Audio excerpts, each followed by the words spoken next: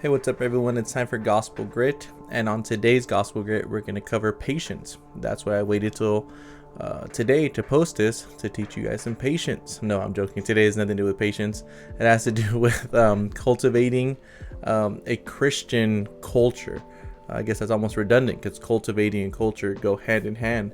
We've done some gospel grits and various gospel grits. We've talked about the reality of cultivating a man who cultivates his marriage, a man who cultivates in his wife, and sees cultivation as a beautiful reality that he's commanded to do as part of his the dominion mandate. Actually, the Bible is chock full of this language of cultivation.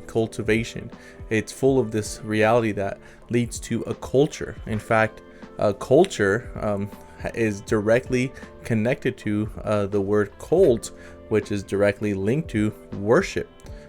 You could say that what we cultivate is what we're seeking to offer as worship, is what we're seeking to develop as an arena, a sphere, a reality of worship. Again, there's many pictures of this. Adam in the garden. Adam is called to take dominion there, to cultivate, to work, and to keep. And as he's doing that, he's providing for his family and his progeny, the generations to come. He's seeking to do that as worship, so his family can come into that garden, into that world, in a place of worship. And you see this throughout the scriptures. You see this with the patriarchs, all in a sense in this agrarian culture, seeking to do the same. Now I know that not many people today have gardens. Not many people today tend the field, work the field as they once used to in generations gone by, especially in our modern era. So we've kind of lost a sense of this reality of cultivation as it relates, yes, to the garden, but as it relates really to worship, as it relates to a culture.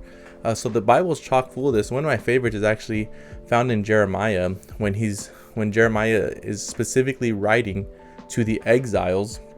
And I know that Jeremiah 29:11 has been grossly misinterpreted, but it doesn't take away the meaning of God's heart there.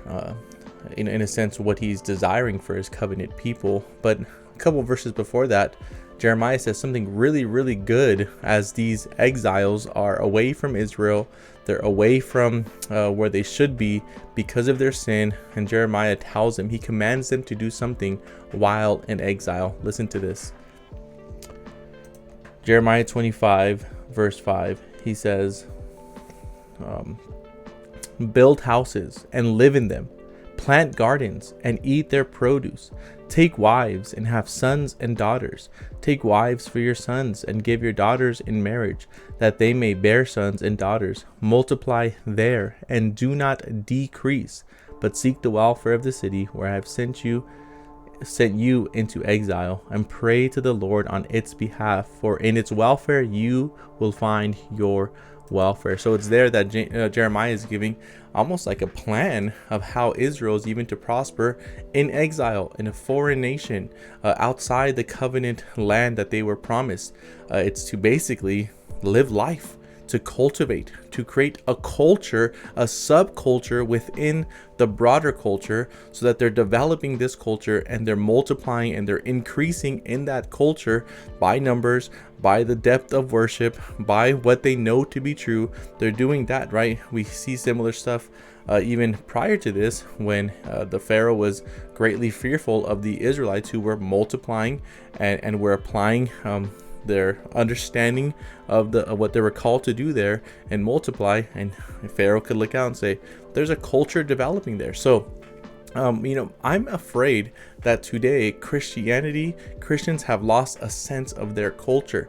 They've lost a sense of what the culture of a Christian marriage looks like, what the culture of the family looks like, what the culture of a Christian heritage, good Christian tradition in the good sense of that term, a good Christian education, a good Christian view of church and church life and church community and churchmanship, a good view of Christian ethics in politics.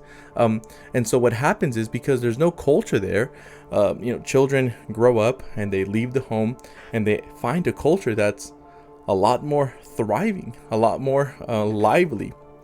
though it's rooted in sin, though it's empty, though it's vain, though we can see that a lot of Christian kids grow up and they end up abandoning the faith of their parents because they see, hey, there was really nothing there, and they go out and they find these cultures that are appealing, these cultures that are pulling, because as we know, man, made in God's image, truly knows that sense of culture and the need for cultivation. It's something that's wired within us, and we grab a hold of those things. And yes, I'm not saying that there's cultures out there better than the Christian culture. There's none, right? And anything that is beautiful out there, it's only beautiful because the Christian God has given that order prior to them even taking it on. But what I'm saying is, because there's largely an absence of Christian culture in most Christian communities, families, and churches, these children grow up and there's nothing, right?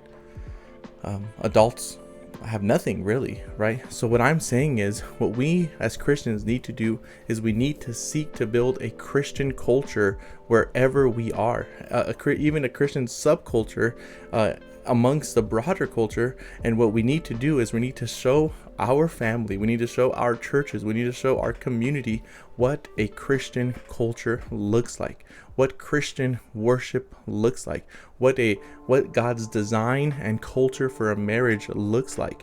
I can't go into, this isn't a marriage video, so I can't go to the details of that, but what a Christian home looks like, family worship, meals around the table, a very involved father, a very involved husband with his wife. There's a Christian culture in the family, in marriages. There's a Christian culture in heritage, right? In seeking to pass something down to the children generationally. We see that in Proverbs. We see that throughout history. There's a passing down of a faith from one generation to the next. There's a Christian education. There should be the way we educate our children should be bent toward a Christian worldview, so that they're being brought up in a Christian culture. What we really need to return to as Christians is creating, cultivating, forming a culture in the communities that we live in, not just in our own heart, right? That, yes, cultivate your own heart. There should be a culture of worship in your heart, not just even in you and your spouse's marriage. That's vitally important, but it's all of it, right? There should be, wherever Christians are, wherever there's a community of Christians, there should be something distinct there that you could say, that's a Christian culture. Those are Christian marriages. Those are Christian families. That's a Christian church. That's a Christian community. That's a Christian body. There's something going on there that is distinctly and uniquely Christian. Those are the Christians. There's something about them in private, in home, in church life, all of it. See, your children, your heart, your marriage, your family needs more than just Sunday mornings, more than just a come and go. There needs to be a culture that is being created by Christians that are banding together, living life on mission together. So what if we are going to have a generational Christianity, if we're going to create really a strong Christian community that can withstand the pressures of the left, the pressures of the enemy, the pressures of the world, all the pressures that come from without, and even sometimes from within, right? There's wolves that come amongst us. There's evildoers. There's, the Bible speaks a lot about that from amongst us, right? If we're going to be able to guard against those two dangers, even the danger of the flesh, it's going to take a strong Christian culture to be able to do this for today and for the generations to come. So what I would want is, I would love if in 50 years, I might be a little too long, I'll be 80, in my 80s, in 50 years, what I would love is, as I'm there, an old man, my children around me, my son and daughters-in-law around me, a home around me, a church community around me, a church education center around me, a rich, vibrant Christian community and culture. I would love to look around, and I would love for my children to be able to look at me and say, there was something unique and distinct about the culture that we had growing up.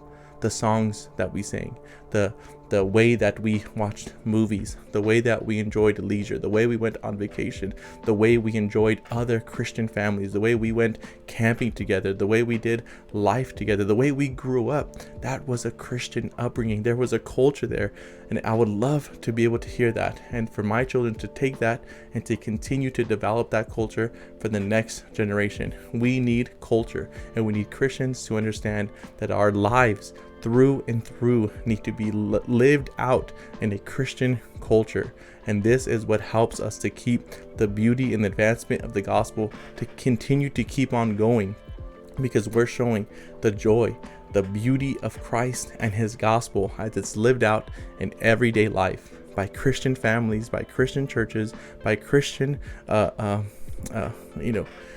Christian everything, Christian schools, Christian colleges, Christian whatever. And as we do that, I just would pray that we could look back and say, oh, what a joyful Christian culture we have. Church, let's develop this culture that we want to see. Let's be the ones to pioneer this, even in our own community, in our own neck of the woods, in our own church.